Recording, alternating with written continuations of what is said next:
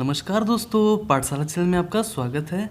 दोस्तों आज हम लोग फिज़िक्स चैप्टर 12th का जो है, ठीक है, उसका इलेक्ट्रिक चार्ज एंड फील्ड का एक एक्सरसाइज को सॉल्व करने वाले हैं। ठीक है, चलिए शुरू करते हैं एक्सरसाइज। ठीक है, ये आपका चैप्टर 1 का है। ठीक है, समझ लीजिएगा। ये आपका फर्स्ट क्वेश्चन है। आप लोगों ने बहुत बोला है कि सर हिंदी में वीडियो बनाइए, तो मैं आपको एक बात बताना चाहता हूँ कि देखिए, हिंदी मीडियम से हम पढ़े नहीं, लेकिन हम आप लोग के लिए ज़रूर कोशिश करेंगे हिंदी मीडियम बनाने के लिए। लेकिन जो आपका जो क्वेश्चन है, ठीक है ना, एक्सरसाइज का जो क्वेश्चन है, ये जस्ट हिंदी मीडियम में भी है दोस्तों। ठीक है, आप चेक कर लीजिएगा। 2 × 10⁻⁻⁶ कूलम जो लिखा हुआ है, ये सब क्वेश्चन, ये सब हिंदी मीडियम बुक में भी है। ठीक है, आगे समझ में, हम हिंदी मीडियम का भी बना देंगे। ठीक है, जल्दी से जल्दी। तो चलिए पहले क्वेश्चन देख लेते हैं, क्या बोला जा रहा है। ठीक है, What is the force between two small charged sphere having charges? इतना दिया हुआ है और इतना दिया हुआ है। ठीक है, कहने चाह रहा है ये क्वेश्चन, क्या बोल रहा है कि आपको जो है फोर्स निकालना है। ठीक है, किसके बीच का? दो ठो स्मॉल स्फेयर आपको दिया गया है। ठीक है ना, उसका चार्ज है 2 ×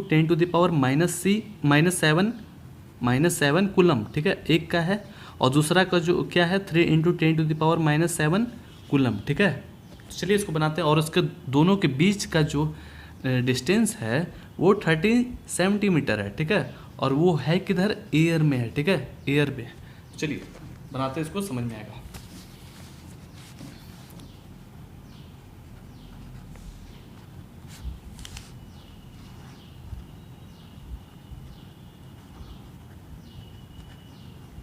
समझ जाइएगा दोस्तों, फर्स्ट चैप्टर का है। ठीक है, चैप्टर 1। तो ये हमारा फर्स्ट क्वेश्चन दिया हुआ है, क्या कि आपका जो है एक फोर्स यहाँ पर फोर्स निकालना, सॉरी यहाँ पर क्या निकालना है? फोर्स निकालना है। तो एक चार्ज दिया हुआ स्फीयर का इतना, और दूसरा वाला का दिया हुआ इतना। तो देखिए ऐसा करते हैं, स्फीयर बना दिए। ठीक है, एक स्फीयर और एक स्फीयर। ठीक है ना दोस्तों, ये स्फीयर है, दोनों स्फीयर है। तो एक का स्फीयर का जो चार्ज हो गया है, इसको चार्ज कर दिया गया है, इसको भी और इसको भी चार्ज कर दिया गया है। तो ये कितना है? 2 × 10⁻⁻7 कूलम, और ये है 3 × 10⁻⁻7 कूलम। ठीक है, ये तो आप ये देख रहे हैं। एक चीज़ और देखिएगा कि इसमें जो है आगे माइनस नहीं है। ठीक है, और इसमें भी माइनस नहीं है। तो इससे क्या पता चलता है कि ये जो है इसमें पॉजिटिव चार्ज किया हुआ, यानी कि ये प्रोटॉन है। ठीक है, और ये भी प्रोटॉन है। ठीक है, एक चीज़ समझ गए दोस्तों कि ये दोनों क्या है? प्रोटॉन है। ठीक है, तो चलिए स्टेटमेंट लिख लेते हैं अच्छे से। Charges on the first sphere, ठीक है, उसका Q1, यानी कि चार्ज को कैसे डिनोट करते हैं दोस्तों? Q1 से। ठीक है, Q से डिनोट करते हैं। 2 × 10⁻⁻7 कूलम है। ठीक है, और दूसरा वाला चार्ज जो है ना, उसका भी लिख लेंगे। Charges on the second sphere Q2 is equal to 3 × 10⁻⁻7 coulomb. ठीक है, तो हम लोग लिख लिए स्टेटमेंट अच्छे से। अब हम लोग को यहाँ इसके बीच का क्या निकालना दोस्तों? डिस्टेंस यहाँ पर दिया हुआ है 30 सेंटीमीटर, तो उसको भी लिख लीजिए। इसके बीच का जो डिस्टेंस है वो कितना है? 30 सेंटीमीटर। ठीक है ना, तो यहाँ पर ये सब चीज़ दिया हुआ है और आपको फोर्स निकालना है। ठीक है, हमारे पास चार्ज भी है और रेडियस भी है, और क्या है? और कुछ नहीं है, सिर्फ हम लोग को अब फोर्स निकालना। तो क्या करना, आप लोग को लिख दीजिए डिस्टेंस। ऐसा ही एग्जाम में लिखेंगे दोस्तों, डिस्टेंस बिटवीन। देखिए बिटवीन को ऐसे लिख रहे हैं। ठीक है, आप लोग अच्छे से लिखिएगा, हम शॉर्ट वे में लिखे हैं। Distance between the spheres R is equal to कितना है दोस्तों? 30 सेंटीमीटर। तो आप इसको मीटर में भी तो लिख सकते हैं। जब इसको मीटर में लिखिएगा तो 30/100 से डिवाइड हो जाएगा ना, तो ये क्या हो जाएगा? मीटर में कन्वर्ट हो जाएगा, तो 0.3 मीटर में हो जाएगा। ठीक है, लिख लिए। अब क्या करना है, हम लोग को फोर्स निकालना है। तो आप लोग को पता है ना कि जब भी ये दोनों पास आएगा तो कौन सा फोर्स क्रिएट होता है? Electrostatic force. ठीक है, तो आपको यहाँ पर इलेक्ट्रोस्टैटिक फोर्स लिखना है। इलेक्ट्रोस्टैटिक फोर्स, ठीक है, बिटवीन द स्फीयर, लिख लिए, ठीक है ना। तो इसमें जो है कौन सा फॉर्मूला लगेगा, ये चीज़ को देखिए, हम जो जो फॉर्मूला लिखेंगे आप उसको एक साइड कहीं पे भी लिख लीजिएगा। जैसे अभी जो लिख रहे हैं, electrostatic force is equal to क्या होता है, ठीक है, फार्मूला 1/4 पाई ई नॉट, ठीक है, बहुत ही ईजी है, और multiply Q1 into Q2 by R square. ये फार्मूला है दोस्तों इलेक्ट्रोस्टैटिक फोर्स का, ठीक है ना।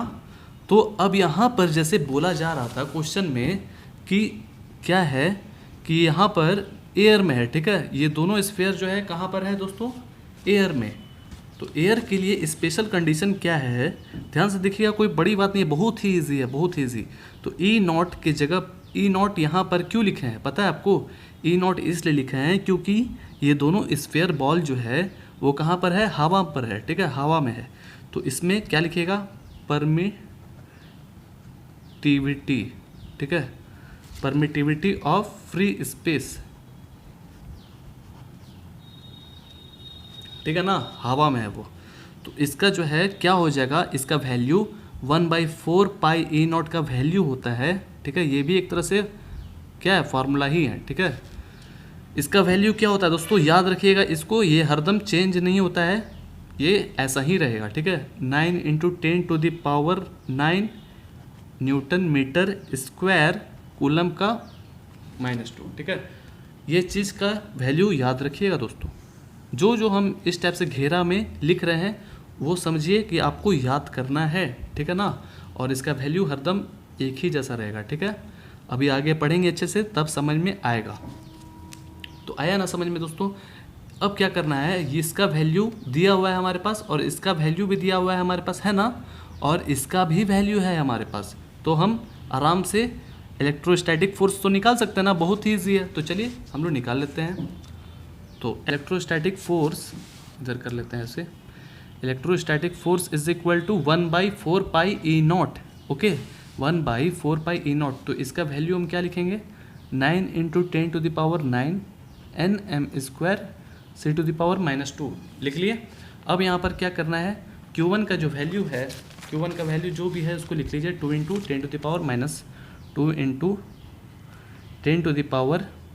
10⁻⁻7 कूलम, ठीक है। फिर इसके बाद क्या है, Q2 का भी जो वैल्यू उसको भी लिख लीजिए 3 × 10⁻⁻7 कूलम, ठीक है। और उसके आगे तो कुछ नहीं ना है। और फिर इसके बाद क्या करना आपको कि R का जो वैल्यू है उसको भी लिख लीजिए 0.3 मीटर का स्क्वायर, ठीक है, लिख लिए ना, इजी था। तो अब देखिएगा क्या करना हम लोग को, ध्यान से देखिए। अब हम लोग यहाँ पर क्या करेंगे कि जो ठीक है ना, जो जैसे कि 10⁻9 है, 10⁻⁻7 है, ठीक है ना, उसको एक तरफ लिख लेंगे ताकि हमको इजी वे में उसको जोड़ घटाव कर सकें, ठीक है ना। और 9 जो है, 2 है, 3 है, उसको एक तरफ रखेंगे, ठीक है। और जो हमारा जो डायमेंशनल है, ठीक है, ये सब क्या है, यूनिट है, जो उसको एक तरफ रखेंगे, ठीक है। इससे हमको बहुत ही इजी वे में क्वेश्चन को सॉल्व कर सकते हैं, ठीक है ना।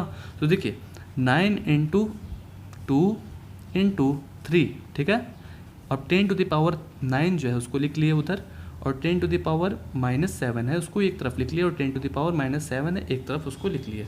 अब जो हमारा जो यूनिट है उसको लिख लीजिए Nm² C⁻⁻2।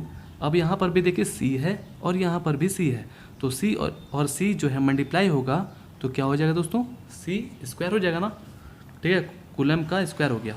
तो इससे क्या दिख रहा है हमको कि यहाँ से हम काट सकते हैं, इजी वे में काट सकते हैं ना, क्योंकि कोई भी अगर लाइक टर्म होता है, जैसे यहाँ पर C है, ये भी C है, तो इसका पावर जब मल्टीप्लाई करिएगा तो क्या होता है, ऐड होता है ना।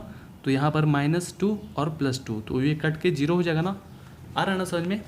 अब देखिए यहाँ पर 0.3 मीटर है, तो इसको आराम से ऐसे करके तो लिख सकते हैं ना, क्योंकि इसका होल स्क्वायर है ना 2 बार, तो लिख लिए एकदम इजी वे में, ओके, आ रहा समझ में।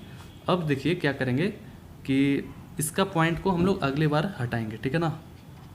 तो चलिए इसको अभी हम लोग कुछ कर नहीं रहे हैं, ठीक है ना, इसको जस्ट का तस ही रहने देते हैं।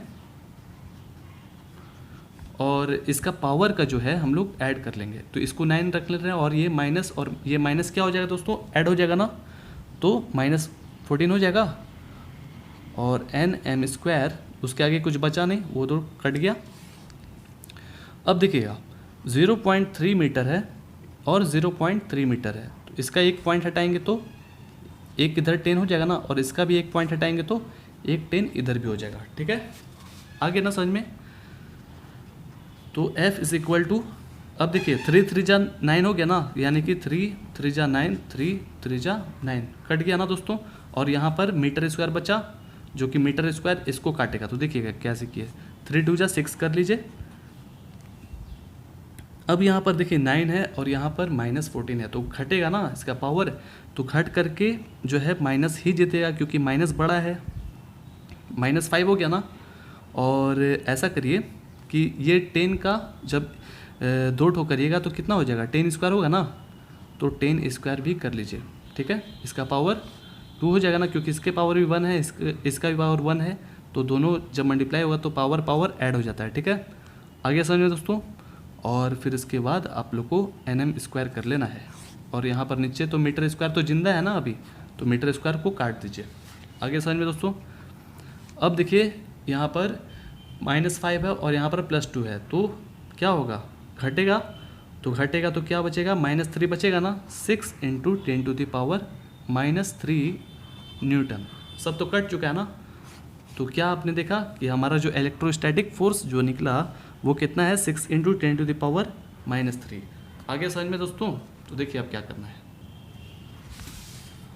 जो हमको अब जो निकालना था दोनों का फोर्स, तो लिख दीजिए आराम से। स्टेटमेंट लिखिए यहाँ पर, फोर्स बिटवीन, जो लिखा हुआ है बुक में वही लिख दे रहे हैं, force between 2 small charges spheres, ठीक है, इज, इसमें क्या लिखिएगा, 6 × 10⁻³ न्यूटन। ठीक है, आ रहा ना समझ में। तो देखिए दोनों क्या था दोस्तों, स्फीयर प्रोटोन था ना, तो दोनों स्फीयर क्या करेगा, रिपल्सिव होगा। ठीक है, रिपल्सिव मतलब क्या होता है कि एक दूसरे से घिरना करना, दूर भागना। ठीक है ना, एक दूसरे से क्या हो रहा था, दूर भाग रहा था। तो आप लिखिएगा दोनों का फोर्स के बीच में जो है रिपल्सिव हो रहा है। ठीक है, force between them will be repulsive. Okay, आगे ना समझिए दोस्तों। बस बहुत ही इजी क्वेश्चन था, बहुत ही इजी।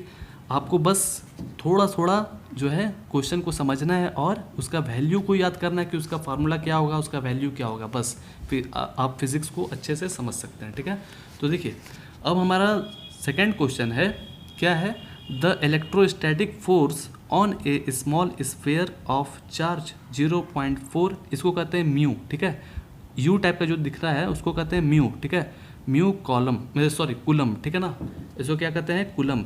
तो कहने का मतलब क्या हो रहा है कि यहाँ पर जो है बोला जा रहा है कि the electrostatic force on a small sphere of charge 0.4 mu coulomb. ठीक है, due to another small sphere of charge -0.8 mu coulomb. ठीक है, इन एयर, ये भी जो है एयर में है, इज 0.2 न्यूटन। यानी कि जो फोर्स है दोस्तों, इलेक्ट्रोस्टैटिक फोर्स जो है वो कितना लग रहा है, 0.2 न्यूटन लग रहा है 2 स्फीयर बॉल में। ठीक है ना, 2 स्फीयर बॉल में जिसका चार्ज किया हुआ है 0.4 म्यू कूलम। तो आप बोलिएगा कि अरे ऐसे कैसे हो गया, 0.4 म्यू कूलम है, यहाँ पर तो इस टाइप से था ना, इस टाइप से। तो आप इस टाइप से भी लिख सकते हैं, बस टेक्निक हमारे पास रहना चाहिए, वैल्यू हमारे पास याद रहेगा तो हो जाएगा। ठीक है, तो देखिए एक का जो है पावर, यानी कि जो चार्ज है वो पॉजिटिव है और एक का जो चार्ज है वो नेगेटिव है। तो इससे क्या पता चलता है कि एक प्रोटॉन है और दूसरा क्या है, एक प्रोटॉन और दूसरा इलेक्ट्रॉन। आगे समझ में, एक प्रोटॉन एक इलेक्ट्रॉन, तो इसमें क्या होगा, अट्रैक्शन होगा ना, दोनों में अट्रैक्शन होगा ना दोस्तों। तो चलिए इसको बनाएंगे अच्छे से, तब समझ में आएगा।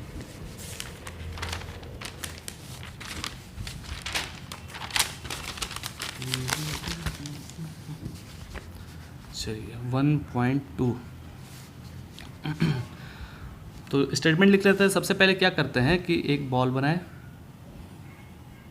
ठीक है ना। इसमें देखिए, इसमें 0.4 म्यू कूलम दिया हुआ है ना, और इसमें -0.8 म्यू कूलम, ठीक है। तो आपको ये देखना है कि एक म्यू में कितना वैल्यू होता है, ठीक है ना, कितना कूलम होता है। तो हम बताना चाहेंगे कि एक म्यू में जो है 10⁻⁻6 कूलम होता है। इसको याद कर लीजिएगा दोस्तों, ठीक है। आ रहा है ना समझ में, इसको याद कर लीजिए। अब यहाँ पर जो हमारा फोर्स जो है, इलेक्ट्रोस्टैटिक फोर्स जो है वो 0.2 न्यूटन दिया हुआ है ना, 0.2 न्यूटन दिया हुआ है, ठीक है। तो चलिए हम लोग वैसे ही लिखते हैं, चार्जेस, एक स्मॉल फेयर यानी कि दो ठो है ना स्फेयर, एक स्फेयर और दूसरा स्फेयर। तो पहला स्फेयर का लिख लेते हैं, charges on first sphere Q1, ठीक है। Q1 से डिनोट कर रहे हैं, और ये जो है कितना है 0.4 इंटू डायरेक्ट लिखिए 10⁻⁻6 कूलम। आ गया समझ में दोस्तों। ये हम कैसे लिख दिए, जबकि ये तो नहीं था। तो हम क्या किए कि 0.4 इंटू 10⁻⁻6, क्योंकि इसके बीच में तो मल्टीप्लाई है ना, आ रहा है ना समझ में दोस्तों, ऐसा करके लिख दिए, ठीक है। चलिए, oh my god, no 1 mu का वैल्यू जो है 10⁻⁻6 होता है, जो कि ये कूलम जो है यहाँ पर लिख दिए दोस्तों, ठीक है। अब सेकेंड का लिखेंगे, charges on second sphere Q2 is equal to -0.8 mu coulomb, ठीक है ना। तो इसको कैसे लिखेगा, -0.8 इंटू 10⁻⁻6 कूलम। ओके, लिख दिया ना, आया समझ में। चलिए, यहाँ तक तो लिख लिए। अब हम लोग को इलेक्ट्रोस्टैटिक फोर्स निकालना है। तो पता है ना इसका फार्मूला क्या होता है, तो देखिएगा कैसे लिखते हैं।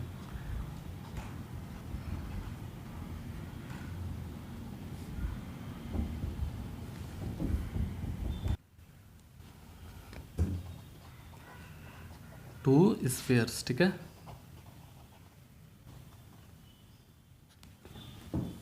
ठीक है, तो देखिए electrostatic force between two sphere लिख लिए। तो यहाँ F इज इक्वल टू, याद करिए जो अभी हम लोग फार्मूला लिखे थे ना, 1/4πe0, ठीक है, होता है ना Q1 इंटू Q2/r², ये फार्मूला लिखे थे ना। तो ध्यान से सुनिएगा, यहाँ पर जो है एक जो है क्या हो रहा है दोस्तों, एक प्रोटॉन है और एक दूसरा जो है वो क्या है, इलेक्ट्रॉन है, ठीक है। तो एक में प्लस है और एक में माइनस है। जब हमारा ये दोनों अट्रैक्शन होगा, क्या हो रहा है, दोनों अट्रैक्ट हो रहा है ना, तो उस केस में आप यहाँ पर माइनस लिखिएगा, ठीक है ना, क्योंकि यहाँ पर एक वैल्यू जो है वो माइनस में आ गया दोस्तों, ठीक है। ये चीज़ को याद रखिएगा, बहुत ही इंपॉर्टेंट चीज़ था। अगर दोनों हमारा रिपल्सिव होगा, यानी कि एक दूसरे से दूर भागेगा, तो हम यहाँ पर प्लस लिखेंगे, ठीक है। अगर एक दूसरे में अट्रैक्ट होगा, यानी कि एक वैल्यू जो है प्रोटॉन, एक वैल्यू इलेक्ट्रॉन रहेगा, तो हम यहाँ पर माइनस लिखेंगे दोस्तों। ये इस चीज़ को याद रखिएगा, बहुत ही इंपॉर्टेंट चीज़ था, ठीक है। तो चलिए वैसे ही लिखना है पहले जैसे लिखे थे, परमिटिविटी ऑफ फोर्स स्पेस, ठीक है।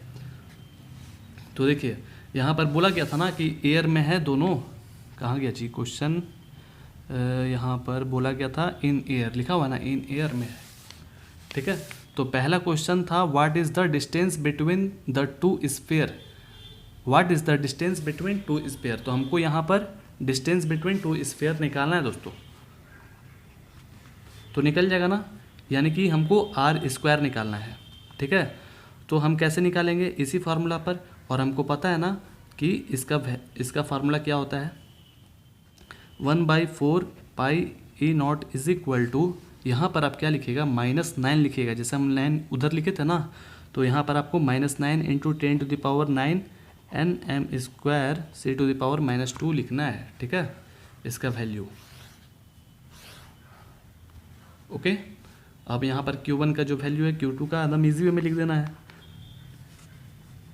तो चलिए फोर्स इज इक्वल टू लिखें, इसका वैल्यू क्या लिखना है यहाँ पर, -9 इंटू 10⁻9 Nm स्क्वायर C⁻², और फिर इसके बाद Q1 का जो वैल्यू है उसको लिखिए। Q1 का वैल्यू है 0.4 इंटू 10⁻6 कूलम। फिर इसके बाद Q2 का जो वैल्यू है उसको लिखिए, माइनस है ना, तो ऐसा करिए इसको -0.8 इंटू 10⁻6 कूलम। ठीक है, आगे आ जाएगा समझ में। बस उसका वैल्यू को लिख दिए, और फिर इसके बाद यहाँ पर R² नहीं है हमारे पास, वही निकालना है, उसको लिख देंगे। अब जैसे फोर्स का जो वैल्यू था वो हमको पता है, क्या है 0.2 न्यूटन पता है ना। अब इसको अरेंज कर लेंगे। चलिए -9, 0.4 और -0.4। देखिए अब यहाँ पर माइनस है और यहाँ पर भी माइनस है, तो माइनस माइनस क्या हो जाएगा, मल्टीप्लाई होकर प्लस हो जाएगा ना। तो 9 लिखिए डायरेक्ट इनटू 0. इसके बीच में मल्टीप्लाई 0.4 इंटू 0.8 डायरेक्ट अब लिखेंगे। ठीक है, आगे ना समझ में क्यों लिखे, क्योंकि माइनस माइनस प्लस हो गया इसलिए। अब जो 10 है वैसे ही जैसे पहले बनाए थे वैसे ही कर लेंगे, 10⁻9, और इधर जो है 10⁻6 है, और इधर भी 10⁻6 है। तो ये दोनों को हम लोग क्या करेंगे, ऐड कर लेंगे, तो 10⁻12 हो जाएगा ना। यहाँ तक हो गया दोस्तों, Nm स्क्वायर और C। ठीक है, तो ये तो कट ही जाएगा, आपको पता ही है ना, Nm स्क्वायर C⁻² और C स्क्वायर, कुलम मल्टीप्लाई हुआ तो C स्क्वायर। अब यहाँ पर क्या करना है जी, R²। तो हमको ये निकालना है, तो हम इसको क्या करेंगे, उधर ट्रांसफ़र कर देंगे, यानी कि इज इक्वल टू के उस पर जाएगा तो ऊपर चला जाएगा, और ये इज इक्वल टू के उस पर जाएगा तो नीचे चला जाएगा। ठीक है, आ रहा समझ में, इंटरचेंज हो जाएगा एक तरह से। तो आपको क्या करना है यहाँ पर, ध्यान से देखिएगा। सबसे पहले हम लोग क्या करेंगे कि R² is equal to 0.4 into 0.8, जो लिखा हुआ वही लिख दे रहे हैं। ठीक है, कुछ एक्स्ट्रा नहीं लिख रहे हैं। अब इसको भी घटा ही लेते हैं लगले हाथ, है कि नहीं। तो 9 और -12 तो घटाइएगा तो -3 हो जाएगा ना, पावर 10⁻³ ठीक है, Nm स्क्वायर C⁻² हो गया। चलिए जी, अब इसको भी काट ही लीजिए। ठीक है, और यहाँ पर 0.2 न्यूटन हो जाएगा। ओके, आगे समझ में दोस्तों। तो चलिए अब देखिएगा यहाँ पर हम क्या करते हैं, अगले पेज में देखिएगा।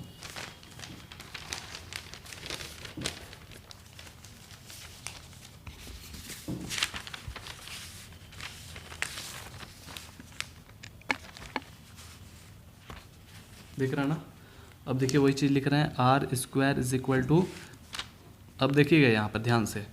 तो क्या करते हैं ना कि 9 into 0.4 into 0.8 into 10⁻³ Nm square, तो इसका हटाते हैं। ठीक है, 0.2 न्यूटन है ना, तो नीचे क्या हो जाएगा, 10 हो जाएगा ना एक, और इसका भी हटाएंगे तो नीचे एक 10 हो जाएगा। आगे समझ में, और इसको हटाएंगे तो ऊपर 10 हो जाएगा। ओके, अब इसको क्या करिए कि 2 से काट लीजिए, किसी को भी 4 से काटे। ठीक है, 4 4 जा 16, और 16 इंटू 9 करिएगा तो कितना आएगा दोस्तों, 144 आएगा, याद रहे। ठीक है, और यहाँ पर क्या करना है कि 10 टू द पावर कितना बचा हुआ है, 10 टू द पावर, यहाँ पर -3 है ना, तो यहाँ पर क्या है 1 है, तो घटेगा तो -2 हो जाएगा। आ रहा है ना समझ में दोस्तों, यहाँ पर -2 हो जाएगा। ठीक है, कर लिए। अब Nm स्क्वायर को लिख लीजिए। ओके, अब यहाँ पर 10 इंटू 10, तो ऐसा करिए कि इस 10 को ऊपर ले जाइए और इस 10 को भी ऊपर ले जाइए। जैसे ही ऊपर ले जाएंगे तो इसका पावर क्या हो जाएगा, -1 हो जाएगा ना, पता है ना दोस्तों। इसको ऊपर ले जाएंगे तो -1 हो जाएगा।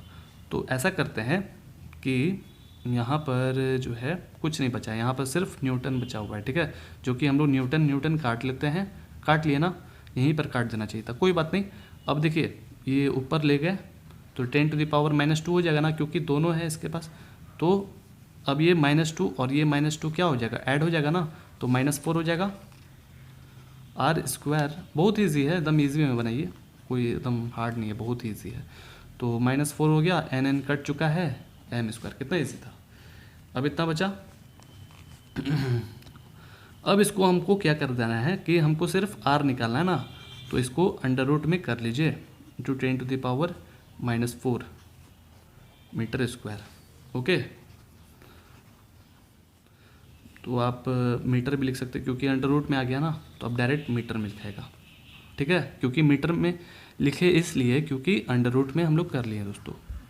और देखिए 144 का क्या हो जाता है, 12 हो जाता है ना, और इसका 2 यानी कि इसका पावर 2 कम हो जाएगा, सिंपल सा, तो यहाँ पर -2 मीटर। ओके, यानी कि 12 × 10⁻⁻² आपका जो है डिस्टेंस होगा। ठीक है, आगे समझ में। अब इसको जब मल्टीप्लाई करिएगा, चलिए मल्टीप्लाई करके दिखाते हैं। तो फिर इसको नीचे उतार लीजिए, तो नीचे उतारिएगा तो 10⁻² हो जाएगा ना, तो r इज इक्वल टू 12 अब 10⁻² है, तो यानी कि मल्टीप्लाई करिएगा तो 10 × 100, तो क्या हो जाएगा, बहुत ही ईजी था। तो जितना 2 0 है ना, तो 0.12 मीटर हो जाएगा। आगे समझ में दोस्तों, चलिए लिख दीजिएगा। चलिए आगे बढ़ते हैं अब। तो ये लोग का डिस्टेंस निकल गया। अब थर्ड है हमारा, क्वेश्चन पढ़ा जाए। नहीं अभी सेकेंड भी है दोस्तों यहाँ पर। B, what is the force on the second sphere due to the first. कहा जा रहा है कि आप बताइए फोर्स कितना होगा। ठीक है, what is the force on second sphere due to the first. ठीक है, जो दोनों का जो फोर्स है, ठीक है ना, तो उसमें सेकेंड स्फीयर का कितना फोर्स लग रहा है फर्स्ट स्फीयर से। हम आपको बताना चाहेंगे कि जब इलेक्ट्रोस्टैटिक फोर्स जब दोनों में लगाया जाता है, ध्यान से सुनिएगा बात को दोस्तों, दोनों स्फीयर में जब फोर्स को लगाया जाता है तब क्या होता है, दोनों का इक्वल होता है। ठीक है, दोनों का इक्वल चार्ज होता है और दोनों का इलेक्ट्रोस्टैटिक फोर्स भी क्या होगा दोस्तों, इक्वल ही रहेगा। ठीक है, दोनों सेम ही होता है। ठीक है ना, आगे समझ में। तो इसका आंसर क्या होगा कि दोनों का इक्वल होता है और दोनों फोर्स जितना का वैल्यू के मतलब कि जितना पावर से लगा रहा है उतना ही पावर से दूसरा भी लगा रहा है। ठीक है, आ रहा है ना समझ में, जितना ये फोर्स लगा रहा है उतना ये भी फोर्स लगा रहा है। ठीक है, तो दोनों का फोर्स बराबर होगा। तो चलिए इसको भी लिख लेते हैं अच्छे से। बी नंबर लिख दीजिए, बोथ द स्फीयर, जो स्फीयर है, ठीक है, attract each other with the same force। दोनों का क्या है दोस्तों, सेम फोर्स से दोनों अट्रैक्ट हो रहा है। ठीक है ना, और भी लिख दीजिए। चलिए, therefore the force on the second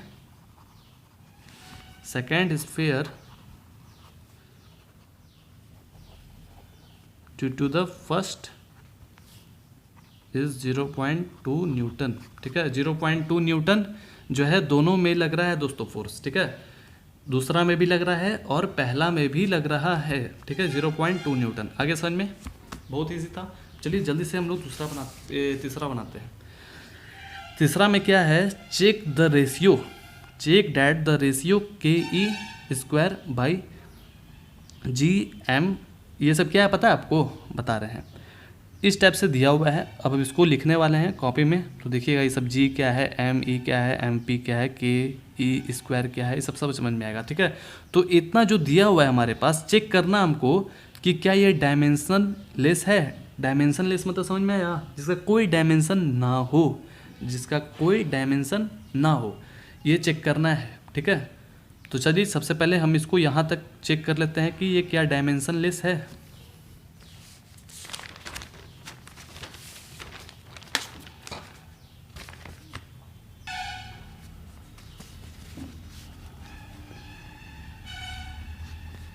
देखिए जो लिखा हुआ उसको लिख देते हैं पहले, KE²/GME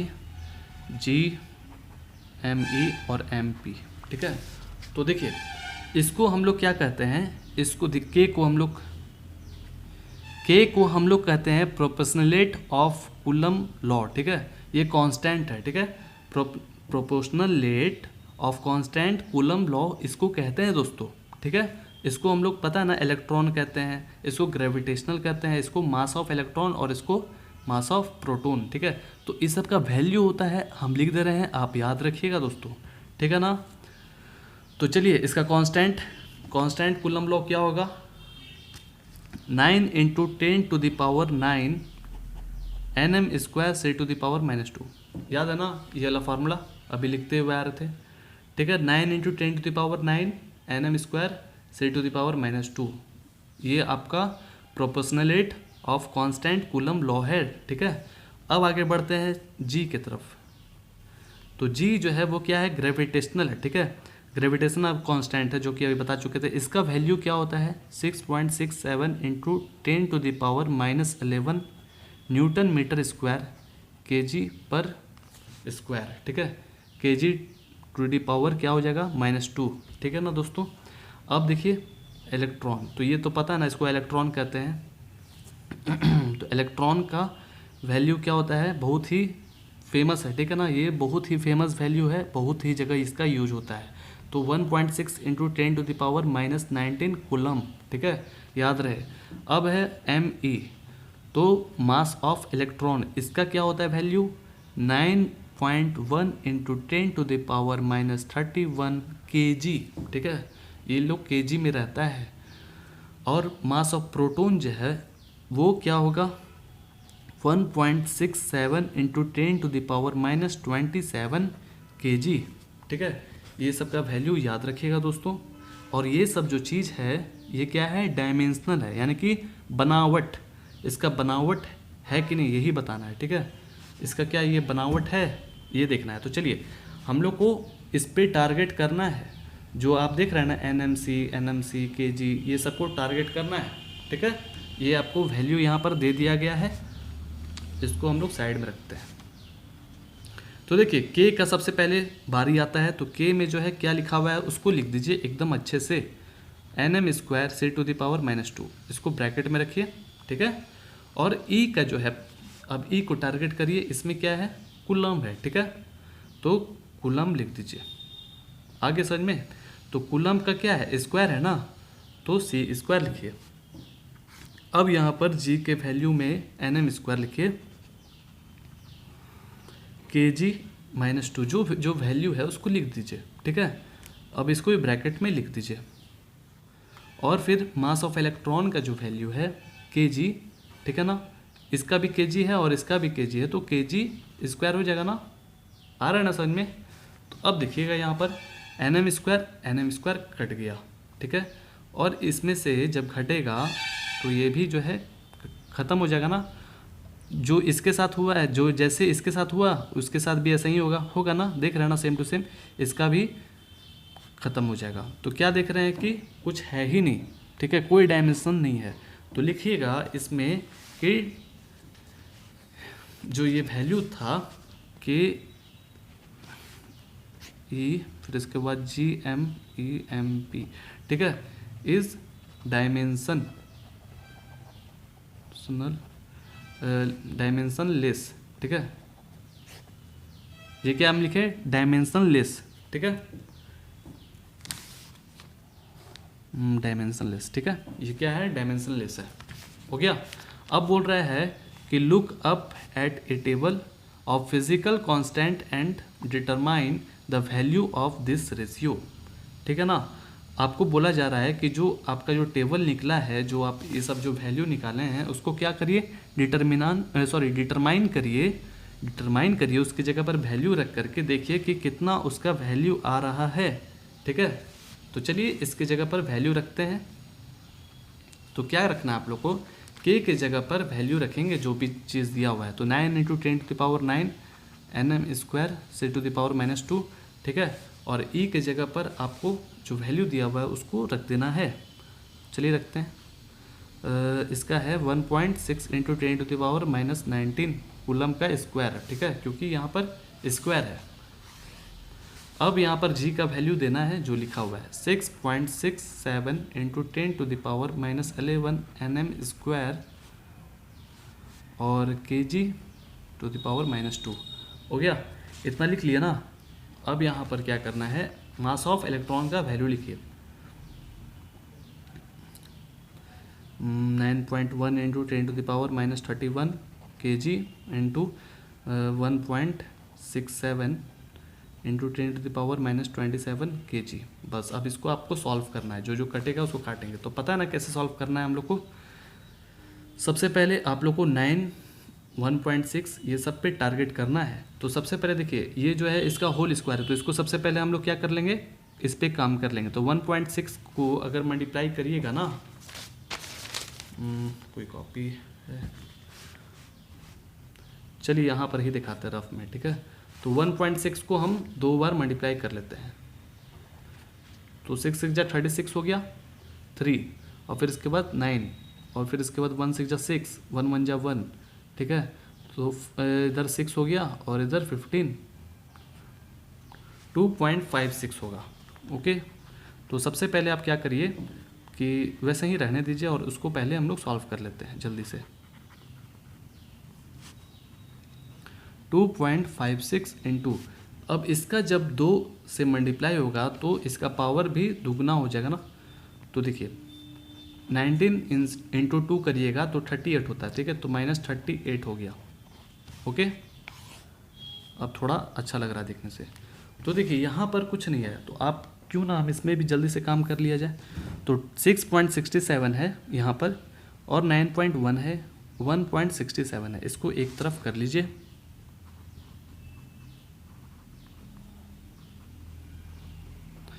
कर लिया ना। 10 टू द पावर जो है यहाँ पर है उसको लिख लीजिए, 10 to the power -11, 10 to the power -31, 10 to the power -27, ठीक है, लिख लिया ना। अब जो लिखा हुआ है nm square kg to the power -2, और यहाँ पर भी kg और kg को मल्टीप्लाई करेंगे तो kg का स्क्वायर हो जाएगा ना, जो कि ये कट गया।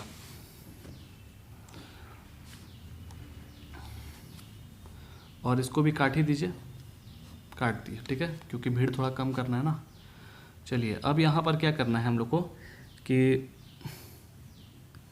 हम लोग यहाँ पर अच्छे से लिख लेते हैं 9 इंटू 2.56, ठीक है, और 10 टू द पावर 9 है, और यहाँ पर 10 टू द पावर -38 है।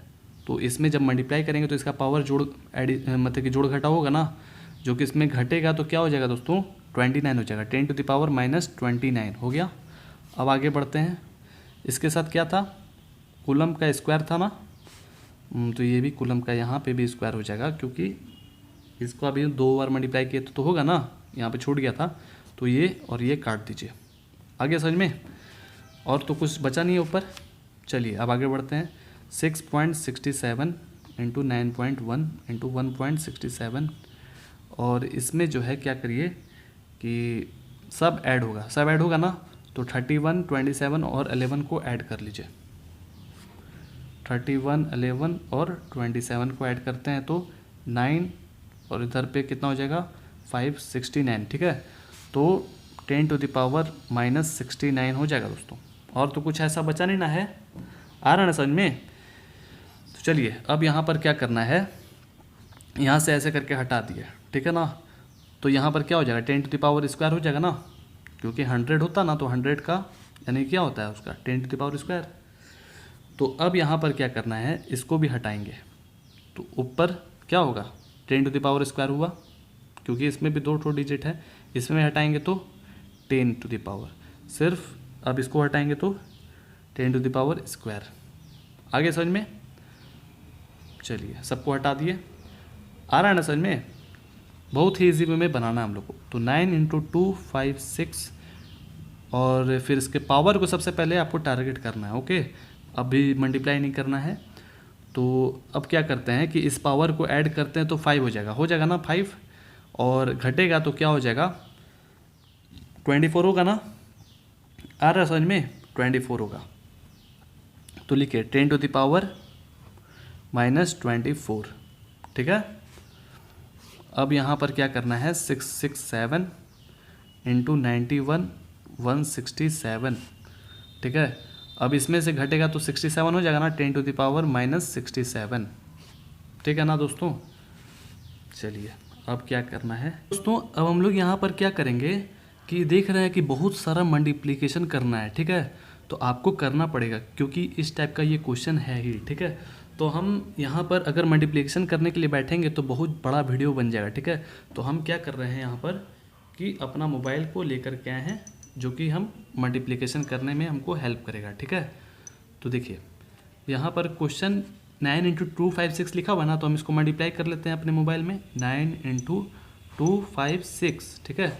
तो आता है वैल्यू 2304। अपने आप कॉपी में करके तो देख सकते हैं ना, मल्टीप्लाई कर लीजिएगा, इंटू 10⁻⁻24 लिख लीजिए, ठीक है। अब देखिए इसको कितना बड़ा है मल्टीप्लिकेशन, जितना भी आएगा घबराना नहीं है, आपको करना ही पड़ेगा, ठीक है। आप कर सकते हैं, कोशिश जरूर करिएगा। अगर पॉइंट में भी रहता तब भी आपको करना ही ना पड़ता दोस्तों। तो देखिए 667 इंटू 91 इंटू 167, ठीक है, 167। इसको अगर मल्टीप्लाई करते हैं तो करोड़ों में आ जाता है। तो कितना करोड़ में आता है?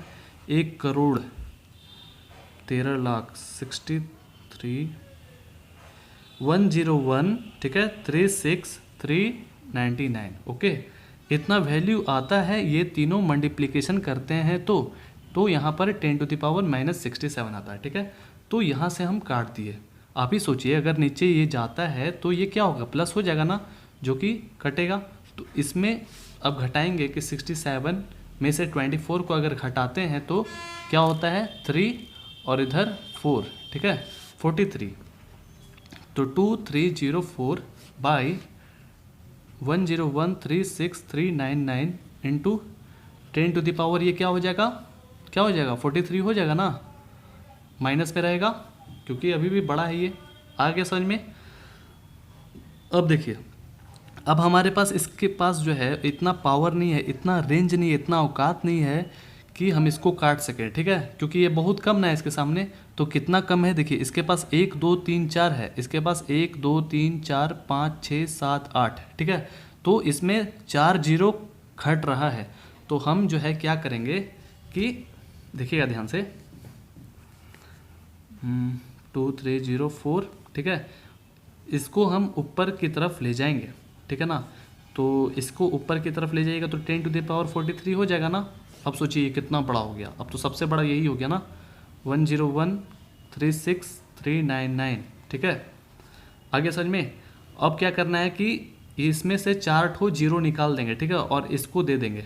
आगे समझ में? देखिए कैसे निकालते हैं। 2304 था, इसमें से 4 ठो जीरो निकाल करके दे देंगे तो कितना कम होगा, तो यानी कि 10⁻4 कम हो जाएगा ना। 10⁻, बस बहुत इधर आता है दोस्तों, बहुत तो आता है, हम बहुत परेशान हो गए बस से, लेकिन क्या कर सकते हैं, मैनेज करना पड़ता है। तो इसमें से 4 दे दिए तो क्या होगा, 39 होगा ना इसका पावर। तो 4 चलिए दे देते हैं, 1 2 3 4 इंटू 10⁻39। ओहो, ये है दोस्तों 39, ठीक है। अब यहाँ पर जो है क्या हो जाएगा, 101,36,399। घबराना एकदम नहीं है। अब जो है इसको आप लोग डिवाइड कर लीजिएगा। हम जानते हैं कि एग्ज़ाम में कैलकुलेटर देखने के लिए नहीं मिलेगा, लेकिन आप इस पर रखिएगा, आप बन जाएगा, कोशिश जरूर करिएगा, बन जाएगा, कोई बड़ी बात नहीं है, ठीक है। तो हम कैलकुलेटर से ही घटाते हैं, ठीक है। 2304 4 ठो जीरो, ठीक है, डिवाइड।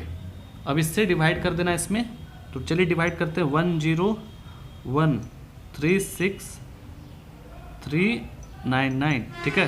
तो डिवाइड करते हैं तो 2.27 आता है अप्रॉक्सीमेटली, ठीक है।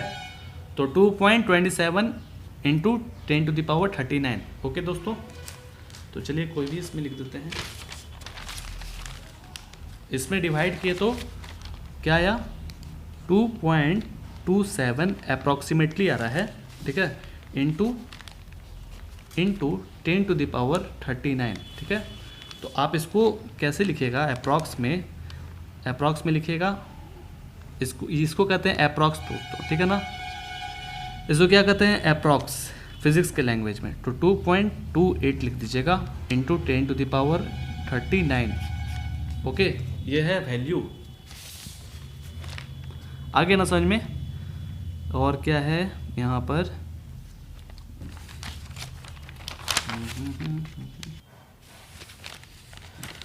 अब यहाँ पर बोला जा रहा है कि यहाँ तक तो निकाल लिए ना दोस्तों, वैल्यू उसका निकाल लिए। बोल रहा है what does the ratio signify, इसका जो रेशियो है वो क्या दिखाना चाह रहा है।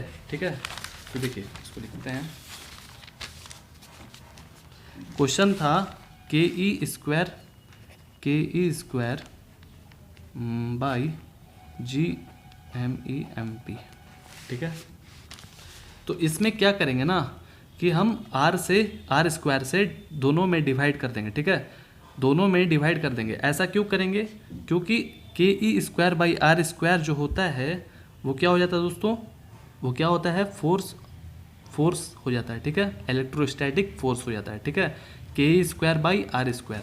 देखिए इसको जो है डिवाइड कर देते हैं, के स्क्वायर बाई आर स्क्वायर से डिवाइड किए, और GMEMP को भी आर स्क्वायर से डिवाइड किए। फिर से अगर काट देंगे तो सेम टू सेम आ जाएगा ना। तो इसका मतलब क्या होता है, इलेक्ट्रोस्टैटिक फोर्स। ठीक है, इलेक्ट्रोस्टैटिक फोर्स। ठीक है, और इसका मतलब होता है फोर्स ऑफ ग्रेविटेशन। ओके, तो चलिए इसको लिख देते हैं। ऐसा करिए कि सबसे पहले इसको लिख दीजिए इलेक्ट्रोस्टैटिक फोर्स, इसको फोर्स ऑफ ग्रेविटेशन, ये जी है। ठीक है ना, जी। अब यहाँ पर FE में लिखिए, आपको ऐसे ही एग्ज़ाम में लिखना है, कोई भी गलत नहीं होगा। ठीक है, एकदम आराम से लिखिए, कोई घबराना नहीं है। बिटवीन एन, ठीक है, इलेक्ट्रॉन, जगह नहीं है,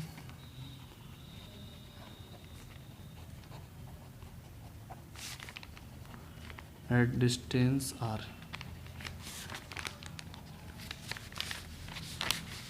इसके कहने का मतलब क्या हो रहा है दोस्तों, इलेक्ट्रोस्टैटिक फोर्स है।